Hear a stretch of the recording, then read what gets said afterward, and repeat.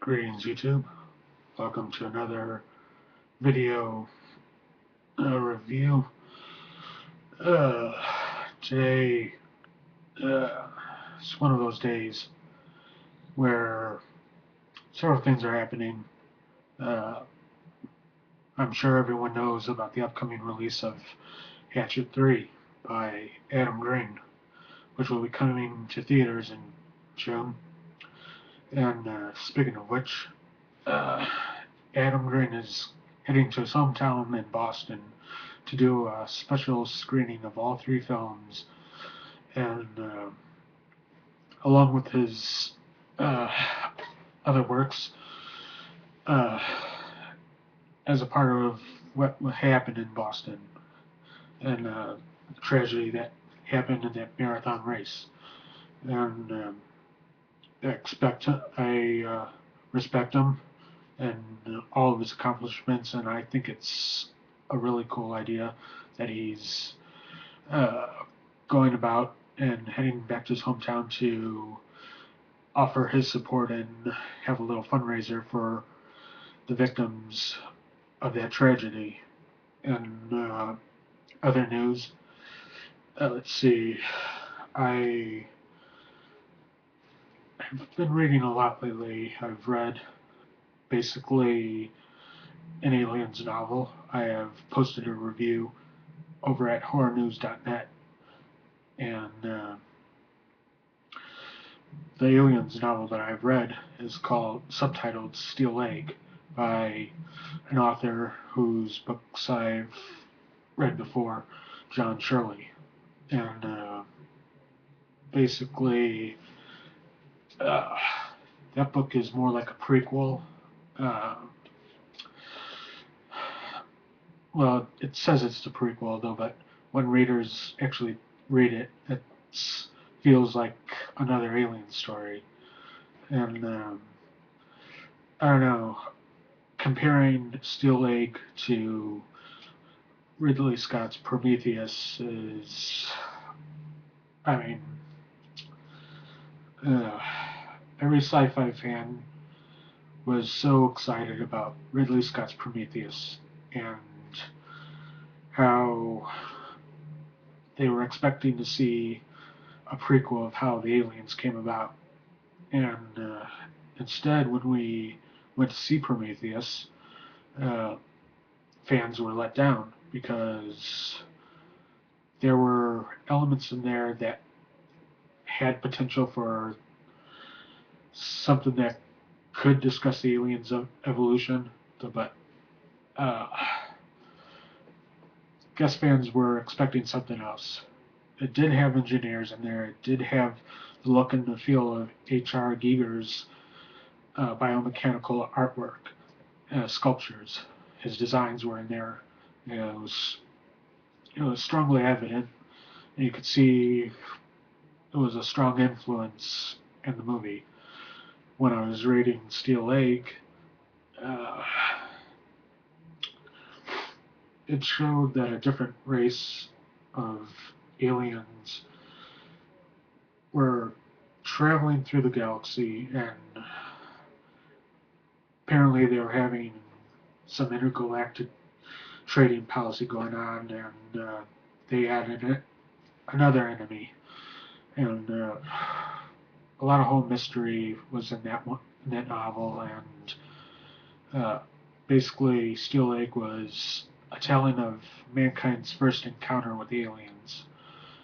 The author himself wrote a little note before readers actually got into the novel about how he wanted to tell a story of how the company, Weyland-Yutani, uh, received the information about the aliens, and how the crew of the Nostromo and Ridley Scott's Alien uh, were unknowingly tracking an alien vessel. The company knew, and basically Steel Egg explained it all. And it had a good aliens vibe to it. I mean, of course there were xenomorphs in there, Uh, where's an alien story without xenomorphs? Uh, I guess Prometheus was a strong indicator that Ridley Scott didn't want to have anything to do with xenomorphs. He just wanted to tell a different story. And comparing Steel Egg to Prometheus, uh, if Ridley Scott read Steel Egg, I'm pretty sure he could have come up with a easier way to do an Aliens prequel. But then again, Ridley Scott, in an interview that he was conducted with him, he had no interest in xenomorphs, chestbursters, or facehuggers, or anything like that. He was interested in telling a different type of story. So, uh, with that aside, he went ahead and did something different. Uh, so enough about Prometheus, more on Steel Egg. Uh, the alien vessel is exactly what the subtitle says, a steel egg. It resembles that, and the crew, uh, they have personality. They're alive. I mean, they're real characters that you could actually relate to and uh, root for. And uh, what I like about most alien stories is that one human prick, the one who wants to keep the aliens alive for biomechanical whatever weapons division, and he'll try to do anything at any cost to screw over those who stand in his way from collecting the alien species to take back to the company. And there's that type of prick in there. Then, of course, the Chinese government has gone against America completely in the future, and now they're on their own separate entity. They have separated themselves from the UN and the UNIC. That's what America has now come to in this novel, and uh, so this once the discovery of this alien vessel is made, the people, the corporate offices or whatever, the government agencies at the UNIC want to claim the alien vessel for themselves before the CNC, that's the Chinese version of the government, uh, makes claims to it. And once they do, they discover that the vessel has been abandoned for some time, and they discover that there has been some battle that had taken place in there, and they see evidence of the xenomorph's existence on there.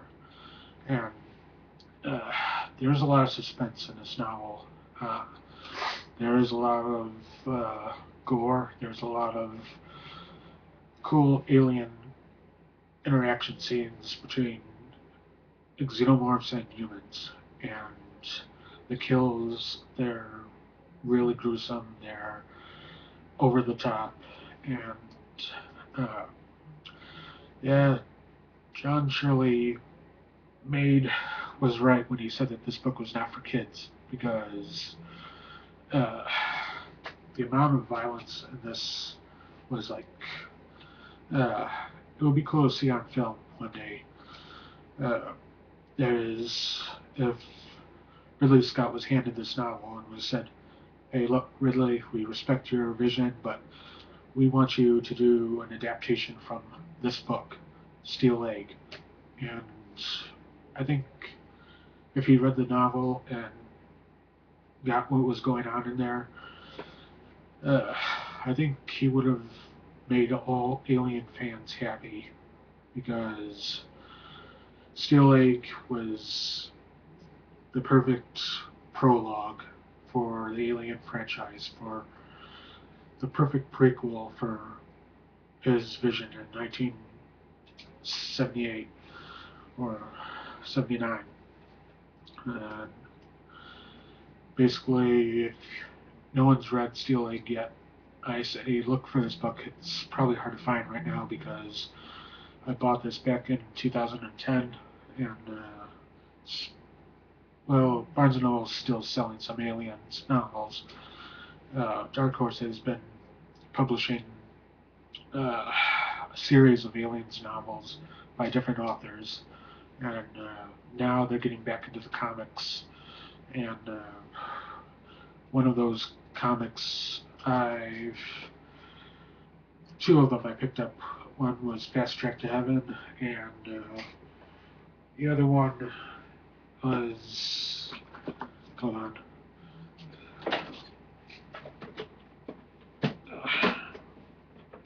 Come in.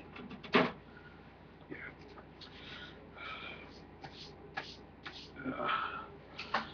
All right.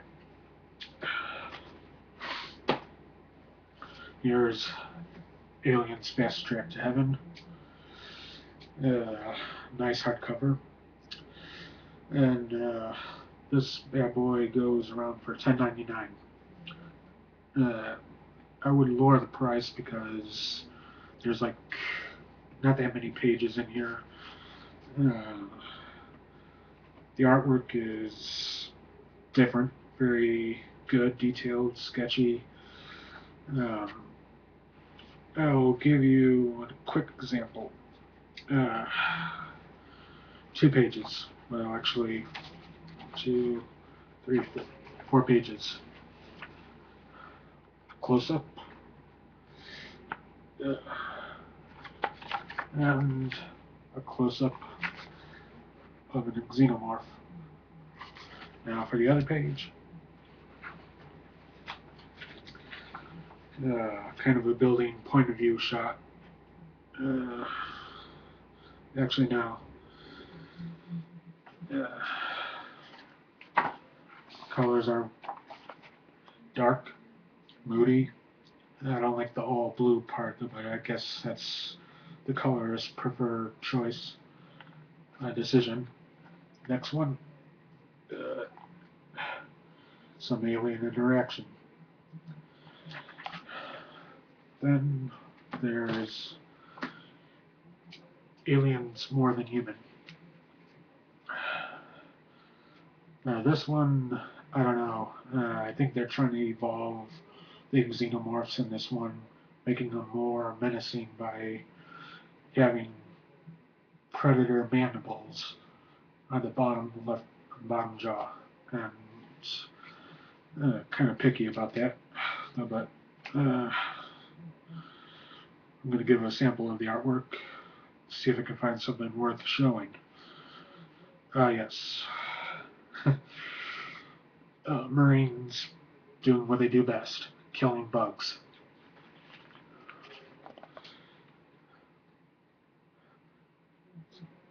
Let's see. Nice, detailed work. Yeah, and I wish I had a still photo of this I could show you and not have you grow all frustrated with me holding and moving the graphic novel. Well, anyway, this one costs $15.95. Again, this was a total of 4 issues combined, and yeah, I'm hoping that Dark Horse just produces more Aliens novels. I mean, I enjoy them. I mean, I grew up as a fan of the Aliens series, and I like them. I mean, for those of you who want to see how caring an xenomorph is with their eggs, take a look.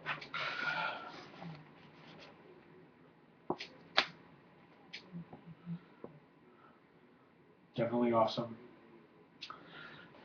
And that was done by Zach Howard with Brad Anderson. Very talented individuals. They really capture the look and feel of the aliens and capture the dark, moody atmosphere within the pages. And before I go ahead and log off, um,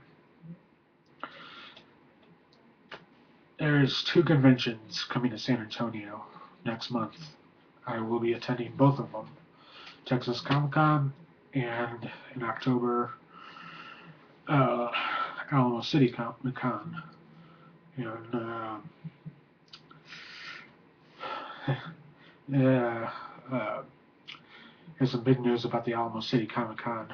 For those who may already know, or may not already know, a big surprise is in store for us fans of a certain TV show. That's usually on Sundays. I can't give out any more details than that, but if those are who are curious about it, they could search the internet. But I don't want to give out any information. I'd rather not spoil anyone. I mean, October's a long way away, and with the way things are going now, I mean, there may be some cancellation, so I don't want to give out any information at this early because I know how certain individuals are that they have other commitments and they can't make certain shows. That's part of the business, unfortunately. But hopefully it actually happens, and until then, I will be releasing more information then. So thank you for enjoying, and good night. Enjoy your Friday, and have a terrific weekend. Logging off and retiring for the evening. Good night, folks.